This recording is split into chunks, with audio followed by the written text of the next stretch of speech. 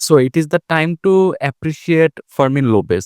ঠিক আছে? গত ২ বছর ধরে লা মাসিয়ার যদি কোনো প্রোডজি পারফর্ম করে থাকে এবং সবচাইতে মানে তার পারফরম্যান্স অনুযায়ী যদি সবচাইতে কম হাইপ কেউ পেয়ে থাকে, আমার মতে সেটা হচ্ছে ফার্মিন লোপেজ। কারণ হচ্ছে আম ফার্মিন লোপেজ, আমি যদি গত ২ সিজন ২০২৩-২৪ অ্যান্ড ২৪-২৫ এর দিকে তাকাই, ফার্মিন লোপেজ প্রত্যেকটা ক্রুশাল ম্যাচে পারফর্ম করছে।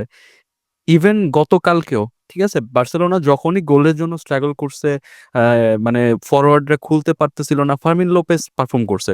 কোথা না কোথা থেকে আইসা গোল মারছে। কিন্তু ওই পরিমাণ অ্যাপ্রিশিয়েট ও কখনোই পায় নাই।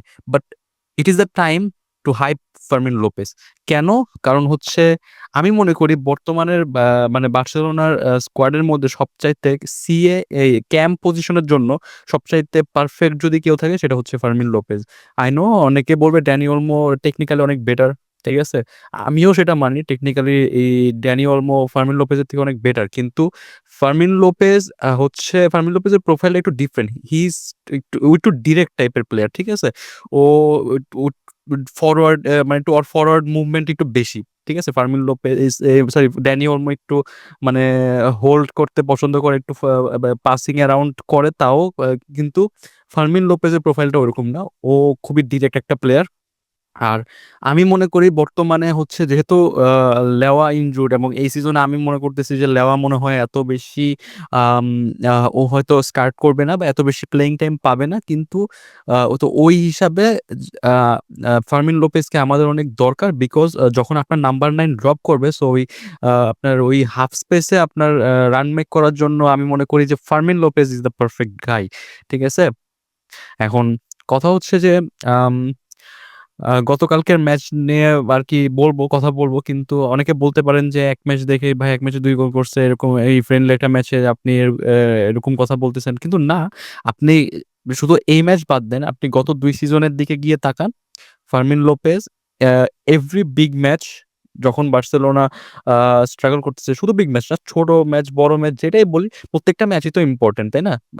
ক্লাব ফুটবলে আমি মনে করি না যে কোনো ম্যাচ ইম্পোর্টেন্ট লেস বা কোনো ম্যাচের কোনো ইম্পোর্টেন্স নাই। প্রত্যেকটা ম্যাচ, লিগের তো প্রত্যেকটা ম্যাচই ইম্পোর্টেন্ট। যত ছোট টিমের এগেইনস্টই হোক।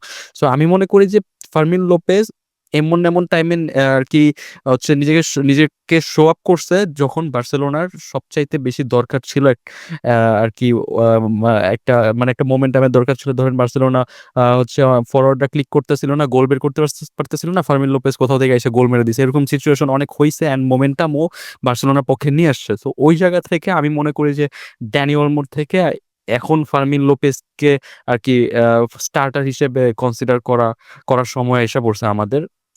আর এটা তো গেল। আম এখন যদি কালকের ম্যাচ নিয়ে কথা বলতে যাই, কালকের ম্যাচ নিয়ে ভাই আমি খুবই স্যাটিসফাইড। ঠিক আছে? গতকালকের ম্যাচে আমি রাশফোর্ড ছাড়া সবার পারফরম্যান্স নিয়ে একটু খুশি। রাশফোর্ডের পারফরম্যান্সও গতকালকে ভালো ছিল। ওই বিশেষ করে ওই যে 3rd গোলটা যেটা রাফিনিয়া দিল না কে দিল মনে নাই আমার। আম ওই রানটা যে মেক করলো ফার্মিন লোপেজের পাস থেকে, দ্যাট ওয়াজ ইনসেইন আরকি। This is the advantage of Rashford. ওর পেস ও খুবই ভালোভাবে ইউজ করতে পারে হচ্ছে আপনার ডিফেন্সিভ লাইনের আ মানে কি বলে ওটাকে? ডিফেন্সিভ লাইনের এগেইনস্ট এ, ঠিক আছে? এরপর হচ্ছে তাছাড়া হচ্ছে অনেকে ওই যে একটা ই ও ওপেন সেটার মিস করা নিয়ে আরকি রিঅ্যাক্ট করতেছেন আমি জানি।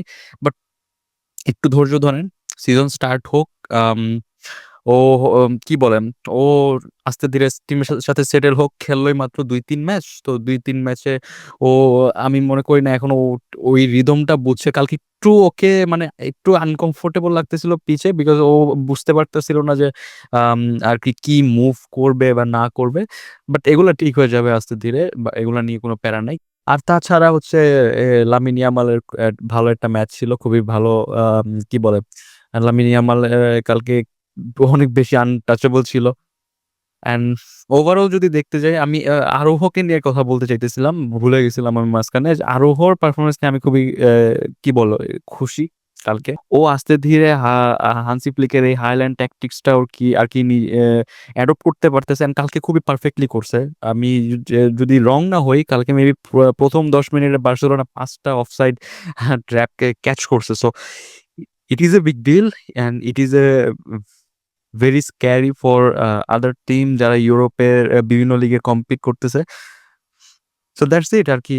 আ এই ভিডিও আমি বেশি বড় করতেছি না। জাস্ট আমি ফার্মিন লোপেজকে অ্যাপ্রিশিয়েট করে আরকি এই ভিডিওটা বানাইতে চাইছি। অ্যান্ড এই ভিডিওর টপিক ওইটাই থাকবে। সো যারা এই পর্যন্ত ভিডিও দেখছেন, আম ফেসবুকে দেখে থাকলে আরকি ফলো দিয়েন। আর ইউটিউবে দেখলে অবভিয়াসলি সাবস্ক্রাইব করতে হবে। সাবস্ক্রাইবটা করে দিয়েন। আর যদি আপনি ফুটবল ফ্যান হয়ে থাকেন অ্যান্ড আরো ফুটবল রিলেটেড ভিডিও চান, ভবিষ্যতে আমার সাথে ফুটবল নিয়ে ডিসকাস করতে চান, তো অবশ্যই চ্যানেলের সাথে থাকেন। Thank you.